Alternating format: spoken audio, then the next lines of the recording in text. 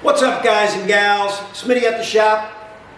Got a Scooby-Doo on the left. This one's a 2012 flavor. Happens to be an Outback wagon. CVT transmission. And as the title of the video suggests, I'm going to give you an overview on how to yank the transmission out of this thing. A little bit different than the older Subarus, like, you know, say 04, 05, pre-CVT.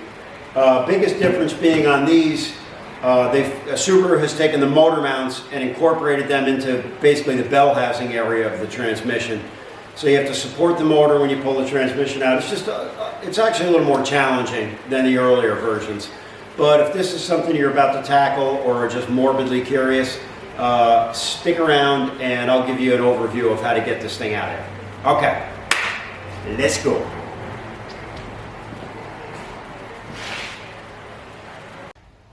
As an honorable mention on this job, typically the first thing you would do is disconnect the battery. Safety reasons and obvious reasons you're going to be pulling the starter, etc. It is fair to note that on this job, if this battery is disconnected for an extended period of time, you will likely run into an issue of having to have the transmission control unit reprogrammed. A lot of aftermarket scanners, although like my Autel has the button, it's, you know, to reprogram it. I haven't done one in a while. The last one I did, I had to drag down the road to my local Subaru dealer and just had them reprogram it. So just give you a little heads up on that. There is a potential for having to have a reprogram on this after swapping the transmission out, or even after having the battery disconnected for an extended period of time. So that's just a fair warning ahead of time. Okay, so the first thing I'm going to do, aside from disconnecting the battery, is we're going to remove this air box. You got just a couple of plastic grommets there, obviously a clamp there. The other thing you have to do is just pop this lid off here, little pry area. And that's your, you'll look in there, you'll see that clamp. You got to loosen that hose clamp just to get that off. Okay. Okay, with the airbox out of the way, the first thing I'm going to do is tackle the motor mounts on either side. So you're going to be looking at that motor mount right there. That's going to come apart. You have 1, 2, and then 3 bolts facing horizontally into the bell housing. And then you got 1, 2 bolts facing down. I'm going to remove all of them. That's just how I do it. You don't necessarily have to, but I do. And I should mention at this point, don't worry about supporting the engine. Up front, you have a mount that's going to support the engine. If you guys can see that down there, it's a little blurry. There it is. And then in the back, you have obviously the rear cross member underneath. That's going to support the back half of the transmission. So you don't have to worry about the engine falling out of the car when you take these mounts out. Just wanted to mention that. Okay, that first motor mount is out. So I should mention that bottom bolt, big long one, it's too close to the body. It's not going to come all the way out. You just back it out. There is going to be a little bit of pressure on those bolts because they are holding the engine in. But as I said, the engine's not going to drop out at this point. Just, you know, use your head, use a little bit of caution, get those bolts out of there, and then remove that mount. Get it out of the way. All right, let me get the other side. All right, so on the driver's side, it's a little bit different with that mount. Same bolts, 14 millimeter nut there, and then the 3 17 millimeters. You can't, I shouldn't say you can't. You got your heater hoses in the way there. So it's a little bit more of a challenge wrestling that out of there. You don't have to. Loosen all the bolts, back them out away from the bell housing. Rather than drive yourself nuts, leave the mount in there. You don't have to remove it. I would, at the very least, though, loosen up that 14 millimeter nut, if not removing it. All right, I yanked the front wheels off. We're going to tackle these CV axles. Real simple. First thing you want to do is remove your 2 lower strut bolts, 1, 2. However, slow down. That upper bolt is an eccentric bolt. Excuse me, it's an adjustment. It's for your camber adjustment on your alignment. If you pull that bolt out without marking it, you are not going to get it back in the same place, and your alignment is going to be completely out of whack. So you can see what I've done there. I've just notched it with a chisel. Well, why a chisel, Jeff? Why not just use a paint marker? Well, because paint markers wash off. You just hit it with a chisel. That way you can line that thing back up. You still really want to have an alignment done after you've disturbed this, but that's going to get you back to 99.9% of where it was before you started the job. All right, let's rip these lower bolts off. We're also going to take the axle shaft end nut off, and then we'll get these axles popped out of there. Okay, we've also released our clip for the brake hose and for the ABS wire. That's just to keep that from getting yanked on too hard. That's kind of let your spindle flop down, which is going to allow you to just loosen up that CV joint. You're going to pull it back towards the car while you move the spindle, and we're going to sneak that right out of there. Okay, with our axles out of the spindle, I'm just going to go ahead and raise this up in the air. And if you're doing this on your back, you have my deepest sympathies. And then what you're going to do is you're going to look down, look down in here. Let me get a light. Where's my light at? Whoops. We're going to get a pry bar on that, and very gently. It does not take a lot of effort. You get a pry bar between the case and the CV joint, and you're just going to pry that out. Quick motion towards the wheel.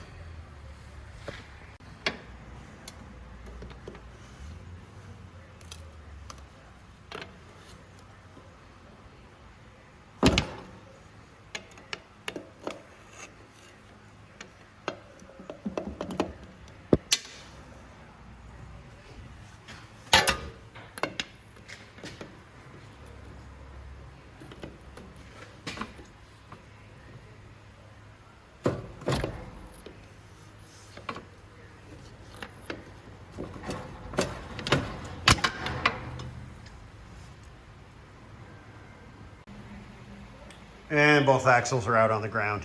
My suggestion is, that's the left axle, to keep it to the left side of the car. Right axle, right side. Same with your bolts.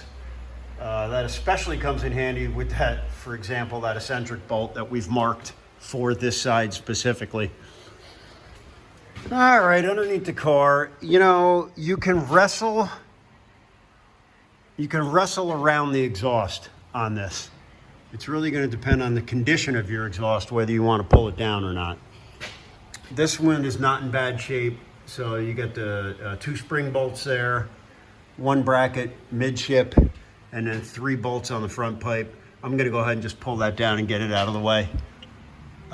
In this case, it's going to be just a little bit easier. It makes it easier to get to the controls on the side and some other stuff. All right, let me get that out of the way. Okay, you can see I got that exhaust pipe out of the way. Next thing for me to do is remove that heat shield. Looks like 4 12mm bolts. And then we're going to get the rear drive shaft out of the way. Now it's going to be, you're going to have a center carrier bracket, which is 2 bolts, and then 4 bolts holding it onto the rear end, and we'll slide that out of the way. All right, and that's on the floor. That's all set there. I'm going to go back top side now. I've been bouncing around a little bit because I'm actually still waiting for the transmission to show up. It should be here at some point today. Typically, I would take care of everything on the top. I've just been avoiding disconnecting the battery before I take the starter off and all that other stuff. I don't want the battery disconnected for too long. I can usually swap these out quick enough not to affect the control unit, but we'll see how that goes. I have previously drained the fluid. You got your drain thing there. I did that yesterday, actually, last night when I pulled this in. Okay, let's get topside. Okay, back topside again. I don't know if you guys can see that, but if you follow that pry bar down, there's a rubber cap there. We're just gonna,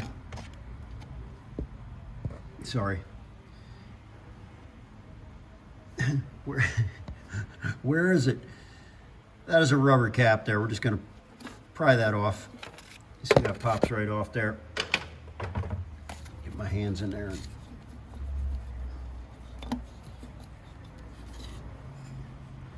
There it is. That's going to allow us to get at our torque converter bolts. We're going to loosen them up next. Okay, we've gotten that rubber plug out of there. Now we're going to get those torque converter bolts. And this is a very important part because you do have to remove the torque converter with the transmission. You don't want to risk damaging anything there, especially if you're reusing. You know, if you're pulling the transmission out for another reason, like, I don't know, rear main seal, whatever. So you come to the front here, and I've got a 22 millimeter socket on the crank, and I've just turned the crank over by hand to expose those bolts one at a time. And if you look down through here, through your, yeah, that thing there, intake manifold, there's your 14 millimeter, I'm sorry, it's not 14, it's 12 millimeter headed bolt. It's a very shallow bolt, so you got to be very careful not to strip the head of that thing. That's the last thing you want to do. What I typically do is I got a long extension here. I've got a 3/8 swivel socket on the end, 12 millimeter, and I'm just going to, notice how long it is, and we're just going to snake it through there to hit that bolt, and we're going to pull them out. There's either 4 or 5. I believe there's 4 on this model. Okay, let's get this done. Yeah, okay, so that's what that little 12 millimeter bolt looks like. There is 4 of them, not 5. Got a real shallow head on it. And typically what I like to do is, just when it's about loose, I get my magnet in there, and I'll just loosen it the last half turn with my magnet. Or if it's already loose, I'll put the magnet next to the socket just to make sure the bolt doesn't drop down. Sometimes they will fall out the bottom. Sometimes they will not. On the older ones anyway. I'm not sure about these newer ones, but better safe than sorry. All right, that's disconnected. On to the next thing. All right, next step is to attack the starter. 12 millimeter on top. You can disconnect that. You don't have to. I mean, this bracket is going to come off when you take the top bolt off for the starter. That's a 14 millimeter headed bolt. It's a little bit easier to get the bottom starter bolt from the bottom. So we may just throw it up in the air, but let me just yank this off, and then this starter will kind of go out towards the back of the car and then up. Okay. And there's that starter up out of the way. Again, just 2 bolts. Well, I say bolts. There's a stud and a nut on the bottom, bolt on the top. That's pulled up out of the way. That's going to allow us to access our bell housing bolts, and it's got to get out of the way anyway. What else? That's really about it for up here. I am going to disconnect now. I've disconnected the battery. I'm going to disconnect our connectors there. And then we're going to get this thing up in here. We got a couple of connectors on the side. Just basically, we're going to disconnect all of our electrical connectors now. And then before I throw it up in the air, I am going to put my engine stabilizer bar up here just to hold the engine in place. As I said earlier, it's going to be on this loop right here. It's just going to keep it from falling out of the car. All right, let's do that. All right, well, there's how the official tool looks. Basically, I got a J-hook that's grabbing that right there, and then it stabilizes out on the radiator support. So, yeah. If you don't have something that looks like this, get creative. 2x4s, ratchet straps, whatever you got to do to keep that engine from displacing from the car. All right, we've got all our electrical connectors disconnected. There's a ground strap there that's disconnected. Basically, anything that's going to be staying with the car has to be disconnected from the transmission. 1 top bolt, 14 millimeter for the bell housing. I've removed that. And now we're going to get this sucker up in the air and see what's left to be done. All right, bell housing bolts. We're on the driver's side now, where the starter was. So the upper starter bolt was a bell housing bolt. That goes all the way through to the belt, through to the back of the block. Down below here, you got 1 stud. So you're going to remove the nut, 1 bolt. And then if you look very carefully up in there, I don't know if you can see next to that stud for the starter, there is a bolt head. I've already loosened it. So basically you get 3 on this side and then 3 on this side. Stud on the bottom, bolt, and then, yeah, it's kind of hard to get up in there. One other bolt there. That bolt matches the one on the other side. It just happens to be a little more difficult on the starter side because it's set back in. So 3 and 3. Go ahead and loosen them up and remove them. All right, we've removed both of our lines on the driver's side. That goes to the transmission cooler. Super important to flush that out, which we're going to do. You can buy you could use brake clean or something like that, but I buy a specific transmission cooler flush. Hooks right up to the hose, flushes it right out. You want to flush that real good until you see nothing but clear fluid coming out the other end. We'll do that after the transmission is out and before the replacement one goes in. All right, I'm gonna let that drip dry a bit. I'm gonna go outside, and my transmission is here. So it's on a pallet. I'm gonna get that inside, and then I'm gonna get the transmission jack out and take our last couple of steps to getting this unit out and on the ground. All right, we've got our shift cable disconnected. There's a clip on the end of that, and a clip and a small washer. Remove them. And then there's this U bracket right here, 2 12mm bolts. Unbolt them, just push them out of the way. Let's put our bracket over here so we don't forget. And one final movement here is our rear cross member. For now, I'm gonna disconnect it from just the body.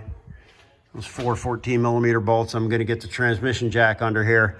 And then the real trick is prying the transmission loose from the engine. You have 2 dowel pins and they typically fight. So let's see about that. Let's see who wins the fight. All right, well, if you've made it this far, good on you. Honorable mention, real careful with these transmission pans. Super thin. If you stick a jack under it, like a floor jack or a 2x4, you have the potential to dent that pan, which could potentially damage one of the solenoids inside that pan. So be super careful with that. I'm gonna let a little bit of pressure off this jack. We're gonna let the transmission sag just a little bit, like so. And then I'm gonna work on that bell housing. I'm gonna get a pry bar in there and see if we can break those dowel pins loose. Okay, hang tight.